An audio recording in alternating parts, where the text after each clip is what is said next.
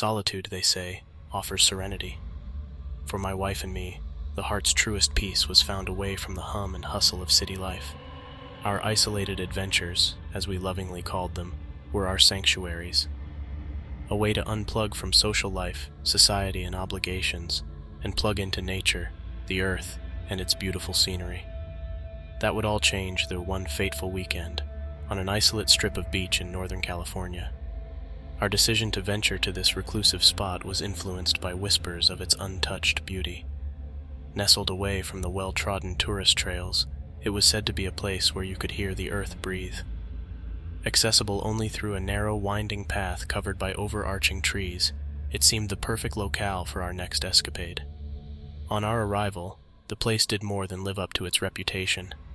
The vast expanse of golden sands, untouched by footprints, stretched out invitingly before us. Distant cliffs stood tall, silently watching over the beach, their faces eroded by time and weather. The hypnotic sound of waves kissing the shoreline felt like nature's own lullaby. With great enthusiasm, we set up our little campsite near a cluster of rocks, providing us with a vantage point of the vast ocean. We gathered driftwood, kindling a fire whose flames danced merrily against the darkening canvas of the sky. As night descended, the universe unveiled its majesty. A blanket of stars glittered above, their twinkle reflected in the shimmering waters below. Hand in hand, we lay on the sand, allowing the tranquility to envelop us. This was the stuff that dreams were made of. Life just couldn't get any better. Having soaked up every ounce of beauty and nature that we could that day, we extinguished our fire, retired to the tent, and settled in to sleep. All was well, until it happened. In the dead of the night, we were awakened by a piercing, blood-curdling scream that ripped through our tent. Both my wife and I shot straight up, like we were yanked from the ground by a cord. "What was that?" my wife said as she grabbed my arm, gripping me with the force of a steel clamp. "I don't know," I whispered. For a moment, an eerie silence prevailed. The once hypnotic sound of the waves, which had resembled a lullaby, had now taken a turn and seemed to usher in something ominous. The ensuing moments stretched on endlessly. We strained our ears, desperate to catch any other sounds. Our eyes were wide open, every muscle frozen, hoping to remain unseen even within the cover of our tent. Gathering some courage, I cautiously leaned forward and unzipped the tent's entrance just a crack, allowing myself a narrow vantage point to survey the outside. As I did, my wife's hand moved slowly towards a flashlight, but just as she was about to switch it on, I grabbed it. "Wait," I whispered. "I see something." In the distance, a faint glow hovered just above the water's surface, slightly to the east. I squinted, trying to discern its nature. What was it? Was it an orb? Perhaps some odd reflection? My speculations were abruptly interrupted as a second light blazed into life. It was unmistakably a flashlight, a powerful one, emanating from a boat. Its beam crawled back and forth slowly, against the very shoreline that we were occupying. The light inched towards us, steadily narrowing the distance. It was a beam with malicious intent, like a snake slithering across the shoreline, looking for prey. "What the hell?" I whispered, unintentionally sending my wife into a panic. "What is it? What's happening?" she asked.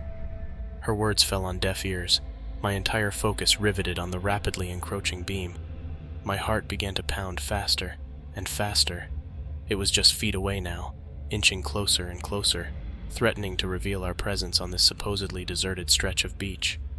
I squinted, expecting to be blinded by the onslaught of light emanating from this boat. But then, just as we were about to be exposed, it abruptly went dark. A voice floated from the distance, barely discernible. "We're clear," the voice said. For a fleeting moment, everything went still again.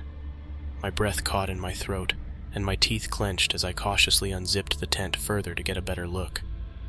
Beside me, my wife craned her neck, her eyes stretched wide and unblinking, attempting to get a look herself.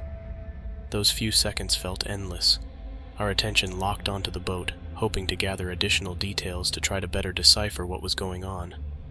Then, jarring the stillness, a motor roared to life. The sound was coming from the boat, but it wasn't the boat's motor, it was something else. It sounded smaller, but powerful nonetheless. The motor's noise oscillated, screaming loudly as if it was being throttled, then idling only to scream again and then idle back down. It did this, repeatedly, dozens of times. "Hurry up!" A voice, deep and menacing, could be heard between the intervals in the motor's screams. And then, as abruptly as it had started, the motor went silent. Questions swirled in my mind. What were they up to? Why were they operating under such secrecy in the middle of the ocean, shielded by the cover of night? And then, plopping sounds, as if sizable chunks of something were being dumped into the water. My wife and I looked at each other, desperately searching for answers. Every moment brought more and more confusion. Suddenly, a dark voice queried, its tone echoing over the water. "Are we good?" Another voice responded, "Yeah." "Good," the first voice replied. "Then let's get the hell out of here." Our eyes strained as we caught glimpses of hurried, deliberate movement. Then, the motor once again roared to life. This time, it was the sound of the boat's engine. We watched as the silhouette of the boat began to move, heading off to the east. It grew smaller and smaller, as did the sound of its engine, until they were both finally gone. My wife and I just looked at each other. "What just happened?" she asked. "I don't know," I said, "but whatever it is, and whoever they were, they're gone now." She nodded in agreement, but still had a slight look of concern on her face. "Try to get some sleep," I said to her. "We'll get up and out of here at first light." She agreed and settled back in. I zipped the door back up, settled back in, and closed my eyes as my wife cuddled up against me. I listened to the sound of the ocean, a sweet lullaby once again, and slowly dozed back off to sleep. All was well. The dark presence that lurked in the ocean was gone, and the tranquility of nature once again enveloped us. That is, until I heard another blood-curdling scream. This time, when I darted up, it was daylight outside. I looked over, and my wife was gone. I yelled for her, only to hear another piercing scream. I threw off my blanket and unzipped the tent. As I took my first step out onto the sandy beach, I was met with yet another scream. This time I could tell where it was coming from. It was my wife. She had gotten up before I did and started a fire to boil some water for coffee. As she was waiting for the fire to grow, she looked over and saw something wash up on shore. It was a foot, a human foot, and it wasn't attached to a body. She was hysterical, as she had every right to be. I was overcome with terror myself, but tried to hold it together for the both of us. I tried to comfort her. It's okay, I said. "You're okay." I quickly ushered her over to the tent. "Just stay in here," I said. "I'm calling the police now." She nodded her head up and down as she struggled to breathe, her eyes pouring tears now. I looked down at my phone. I could barely dial 911 because my hands were shaking so badly. Within minutes, the first wave of police officers arrived, then the patrol boats, and finally the helicopters, both law enforcement and media.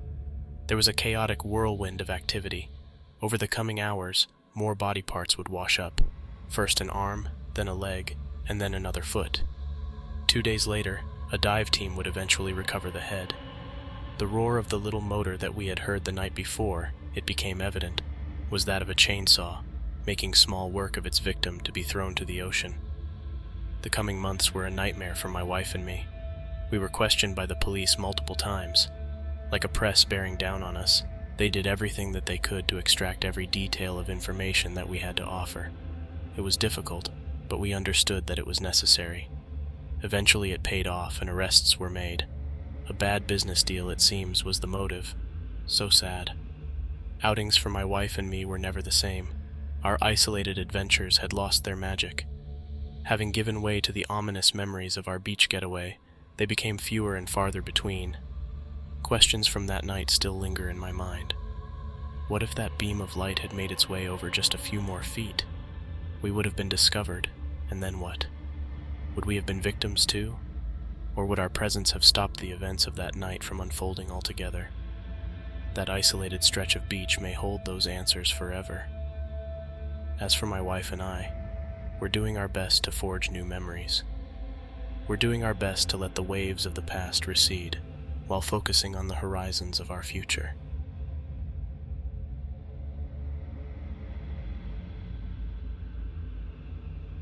Thanks for tuning into another episode from the Alley of Nightmares. If you enjoyed the video, please like it, subscribe, and share with all your friends. Until next time,